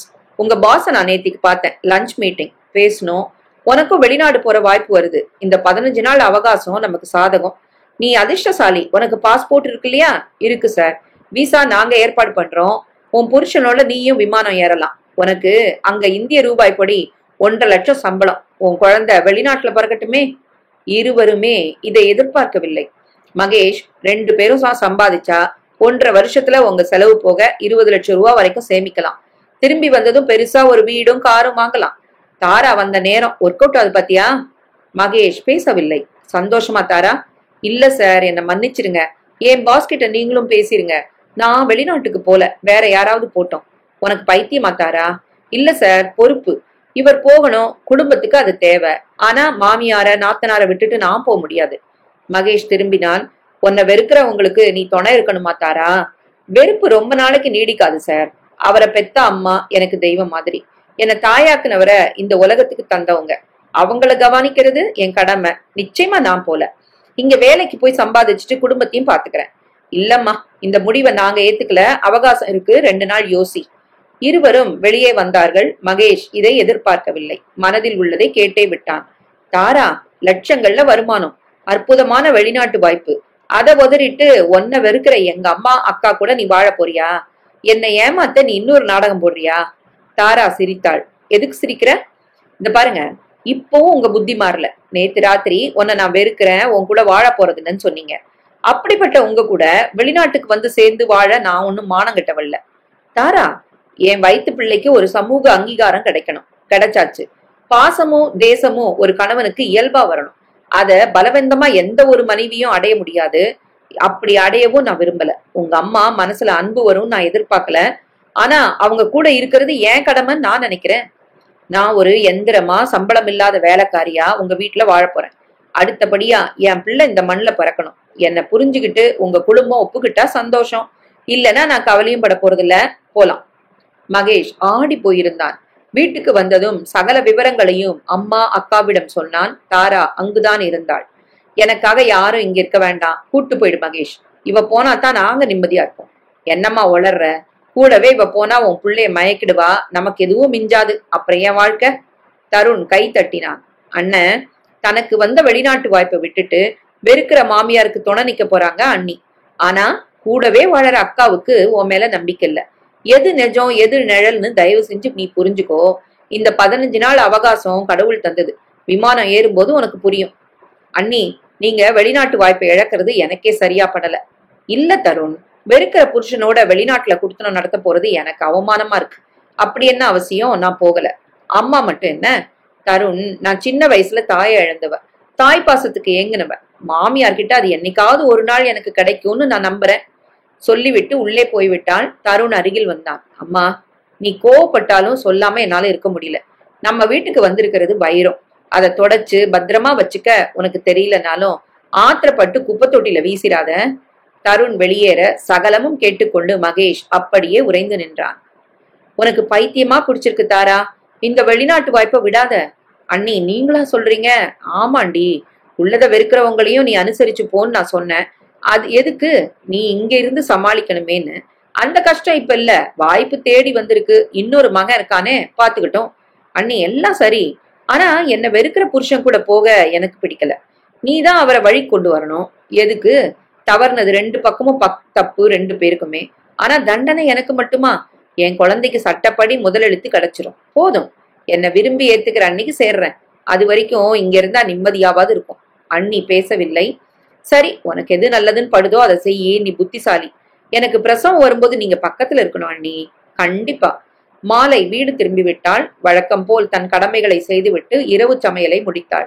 வாந்தி எடுக்கும் ஓசை கேட்டது. தாரா ஓடி போனாள். என்னத்த? மல்லிகா இங்க வா, எனக்கு தலை சுத்தல் அதிகமா இருக்கு, முடியல. மகேஷ் ஓடி வந்தான். ரத்த அழுத்தம் ஏறி இருக்கும், வாமா டாக்டர்கிட்ட போயிடலாம். வேணாண்டா, சொல்றத கேளுமா. தருண் ஆட்டோ எடுத்துட்டு வா. ஆட்டோ வர தாராவும் உடன் வர, அவ வரக்கூடாது மல்லிகா நீ வா. அம்மா பிள்ளை பெண் மூவரும் புறப்பட்டு போக தாரா வேதனையுடன் நின்றாள். தருண் அருகில் வந்தான். அண்ணி, நாய் வாழ நிமிர்த்த முடியாது, எங்க அம்மா குணத்தையும் மாத்த முடியாது. இவங்க மனசுல ஈரம் சொரக்கும்னு நீங்க எதிர்பார்த்தா அது நடக்கவே நடக்காது. புத்திசாலித்தனமா வெளிநாட்டுக்கு போயிருங்க, பணமாவது மிஞ்சும். தாரா எதுவும் பேசவில்லை. டாக்டர் பரிசோதித்தார். ரத்த அழுத்தம் எக்கச்சக்கமா ஏறி இருக்கு. மகேஷ் கவலைப்பட்டான். நான் மருந்து மாத்திரைகள் தரேன், சாப்பிடட்டும், டென்ஷன் படக்கூடாது, அது நல்லதுக்கில்ல. பிபி ரொம்ப ஏறிட்டா மாரடைப்பு வரலாம், சிறுநீரகம் பழுதாகலாம், பக்கவாதம் வரலாம். தடுக்க பாருங்க, எழுதி கொடுத்தார். நாளைக்கு திரும்பவும் கூட்டுவாங்க. மூவரும் வெளியே வந்தார்கள். மல்லிகா புலம்ப தொடங்கினாள். அந்த தாராவால தான் அம்மாவுக்கு இந்த நிலைமை. மகேஷ், அவளை நீ கூட்டிட்டு போயிரு. அவ இந்த வீட்டுல இருந்தா எனக்கு நல்லதில்ல. விடுமா, அதை பத்தி அப்புறமா யோசிக்கலாம். வீடு திரும்பி விட்டார்கள். மகேஷ் தம்பியிடம் விவரம் சொன்னான். தாரா தள்ளி நின்று கேட்டு கொண்டிருந்தாள். அம்மா இரவு பாலை மட்டும் குடித்தாள். என் மல்லிகாவுக்கு ஒரு வாழ்க்கை அமையாம நான் கண்ணை மூடிடக்கூடாது கடவுளே. தருண் அருகில் வந்தான். உன் பதட்டத்துக்கு காரணம் அண்ணி இல்ல, அக்கா தான். நீ புலம்புனாலும் நடக்கும் போதுதான் எதுவுமே நடக்கும், புரியுதா? உன் மனசை கழுவி அதுல உள்ள அழுக்குகளை போக்கு, மத்ததெல்லாம் சரியாயிடும். தருண் இப்படி வாங்க. என்ன அண்ணி? அத்தை மனசு புண்படுற மாதிரி எதுவும் பேசாதீங்க. அம்மா நாடகம் ஆடுறா பாத்தியா? நீ டாக்டர்கிட்ட போயிட்டு வந்தது அவளுக்கு சந்தோஷம், ஆனா வேஷம் போடுறா. தருண் அருகில் வந்தான். நான் சொல்லக்கூடாது, ஆனா சொல்லாம இருக்க முடியல. நீ இருக்கிற வரைக்கும் இந்த குடும்பம் சத்தியமா உருப்படாது. உள்ளே போய்விட்டான். இரவு வேலைகளை முடித்துவிட்டு தாரா அறைக்குள் நுழைந்தாள். ஒரு தலகாணியை உருவிக்கொண்டாள். வெளியே வந்து விட்டாள். மகேஷ் பார்த்து கொண்டேதான் இருந்தான். தாரா கூடத்தில் படுத்து விட்டாள். மல்லிகா அம்மாவிடம் வந்தாள். உன் மகன் அவளை வெளியில விரட்டிட்டான். அப்படியா? இல்லனா கூடத்துக்கு படுக்க வருவாளா? இவளை எப்படி தன்னோட வெளிநாட்டுக்கு அவன் வரவிடுவான்? அம்மா பேசவில்லை. சகலமும் தாரா காதில் விழுந்தது. அவள் எதுவும் பேசாமல் மௌனமாக இருந்து விட்டாள். நள்ளிரவு 1 மணி.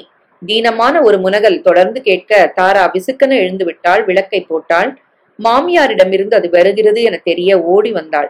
மாமியார் பேசவும் முடியாமல் நகரவும் முடியாமல் வாய் கோணி கண்ணீர் வழிய தத்தளித்துக் கொண்டிருந்தாள். தாரா வந்து பிடித்தாள். என்னத்த? பேச முடியாமல் வாய் ஒரு பக்கம் இழுத்து குழற தாரா மிரண்டு அனைவரையும் அழைத்து விட்டாள். 10 நிமிடங்களில் புரிந்து விட்டது. அம்மாவுக்கு வலது பக்கம் கை கால் விழுந்து வாயும் கோணி விட்டது. பக்கவாதம். அத்தனை பேரும் ஆடி போயிருந்தார்கள். தனக்கு ஒரு பக்கம் இழுத்து விட்டது தெரிய அந்த துக்கத்தில் அம்மா நொறுங்கி போயிருந்தாள். ஏதேதோ புலம்பினாள். வார்த்தைகள் குளறராக வெளிப்பட யாருக்கும் புரியவில்லை. மல்லிகா ஒரு பக்கம் புலம்பினாள்.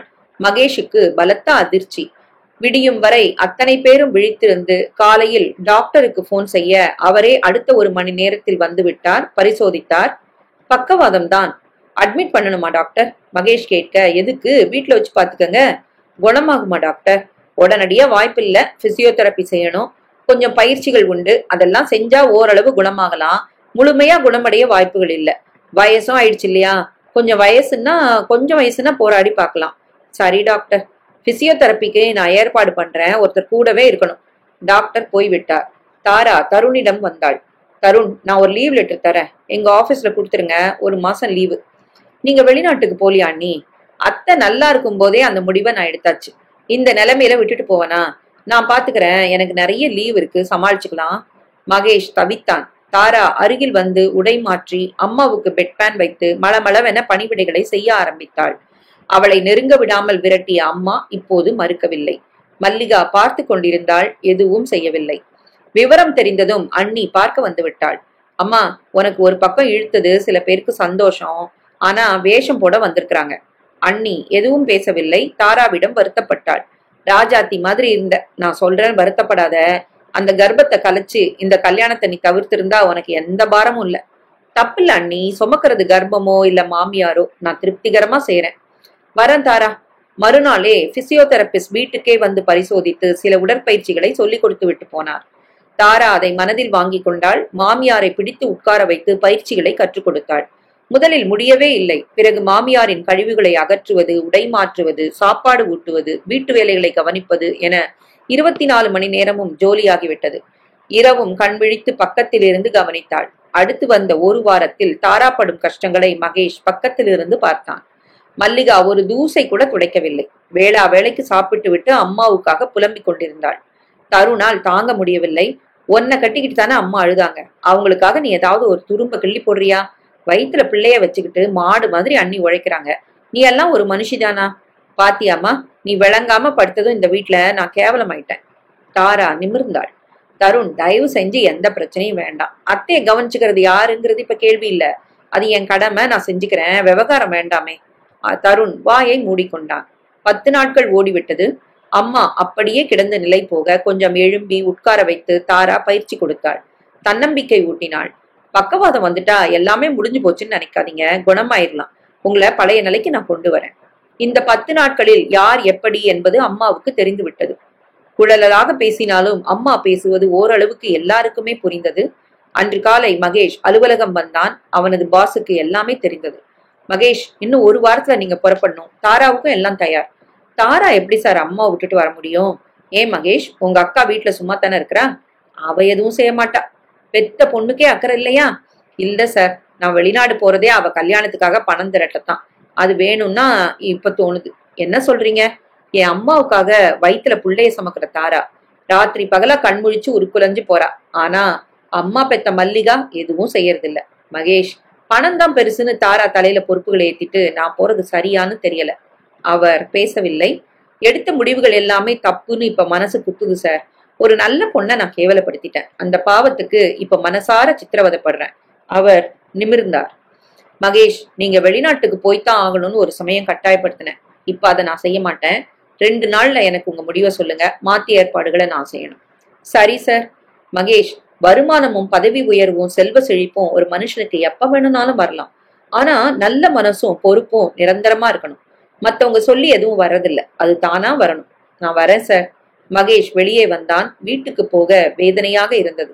காந்தி மண்டபத்துக்கு வந்து விட்டான். அங்கங்கே கூட்டம் இருந்தது. ஒரு ஓரமாக வந்து உட்கார்ந்தான். பாவம் தாரா, எவ்வளவு நல்லவ.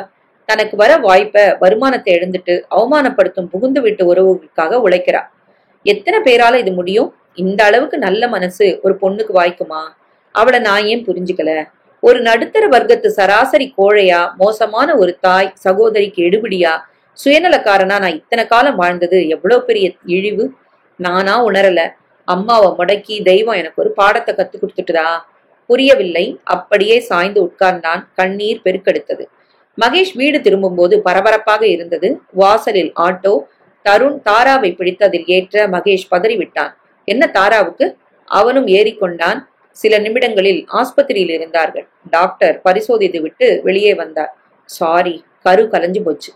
மகேஷ் முகத்தில் கனமான அதிர்ச்சி. கர்ப்பம் தரிக்கும் போது நிறைய ஓய்வெடுக்கணும். ரொம்ப உழைச்சிருக்கிறாங்க, தாங்கல, கலைஞ்சிருச்சு. டாக்டர், அவளுக்கு ஆபத்து எதுவும் இல்ல? 2 நாள் இங்க இருக்கட்டும். வீட்டுல போய் 4 நாள் பெட் ரெஸ்ட்ல இருக்கட்டும். சரி டாக்டர். மகேஷ், தருண் இருவரும் வெளியே வந்தார்கள். அம்மாவுக்காக 24 மணி நேரமும் உழைச்ச காரணமாத்தான் அம்மா ஆகக்கூடிய வாய்ப்பை அண்ணி இழந்துட்டாங்க. மகேஷ் மௌனமாக இருந்தான். அண்ணன், இத்தனை நடந்தப்புறம் நீ மாறலன்னா அப்புறம் மனுஷனே இல்ல. முதல்ல மனுஷனா மாறு, அப்புறமா புருஷனா மாறு. நீ இங்க கூட இருக்கியா? நான் இருக்கட்டுமா? நீ இருடா. தாரா கிட்ட அன்பு காட்ட தெரிஞ்சவன் நீதான். நான் வீட்டுக்கு போறேன். மகேஷ் வீட்டுக்கு வந்து விட்டான். அம்மா அழுது கொண்டிருந்தாள். என்னம்மா? என் கழிவுகளை அகற்றாம எனக்கு எதுவும் செய்யாம பக்கத்து வீட்டுக்காரி கூட மல்லிகா சினிமாவுக்கு போயிருக்கா. தாராவுக்கு எப்படிப்பா இருக்கு? கரு கலைஞ்சு போச்சு. அம்மா அதிர்ந்து போனாள். 24 மணி நேரம் உழைச்சிருக்கா, தாங்கல. இப்போ அவ இல்லாத நேரத்திலயாவது மல்லிகா செய்யக்கூடாதா? அம்மா பேசவில்லை. என்ன மன்னிச்சிடுமா, நீயும் நானும் போட்ட ஆட்டத்துக்கு தெய்வம் சரியா தண்டிச்சிருச்சு. இப்போ உனக்கு என்ன செய்யணும் நான் செய்யறேன். மகேஷ் ஆயா வேலைகளை செய்ய ஆரம்பித்தான்.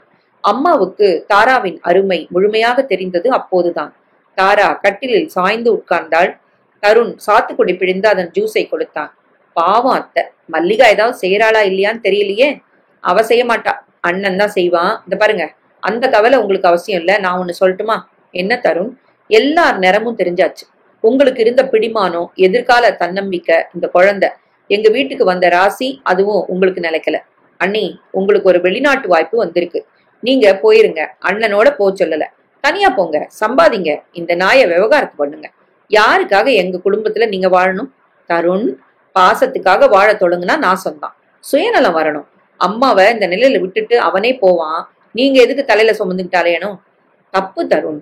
யாருக்காகவும் இதை நான் செய்யல. புருஷனோட அம்மான்னு கூட பாக்கல. ஒரு தாய் தடுக்கி விழுந்தாச்சு, கை கொடுத்து தூக்கலன்னா நான் என்ன பொண்ணு?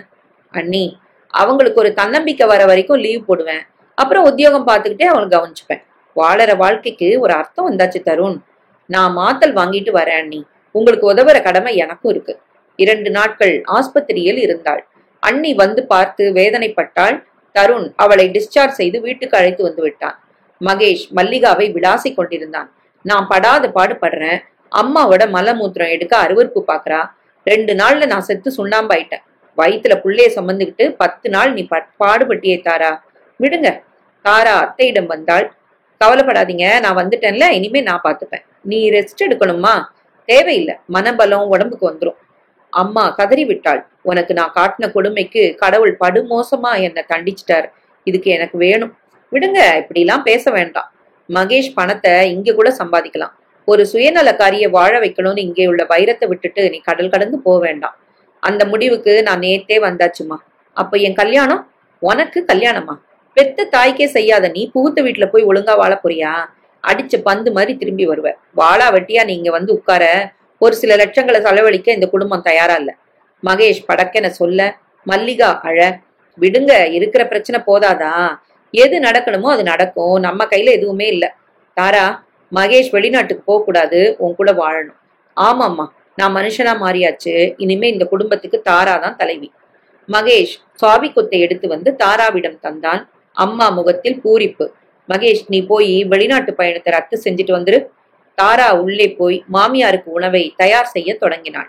மல்லிகாவிடம் வந்தாள். உங்களை வாழ வைக்கிறது என் பொறுப்பு, கவலைப்படாதீங்க. தாரா பம்பரமாய் சுழல் தொடங்கிவிட்டாள்.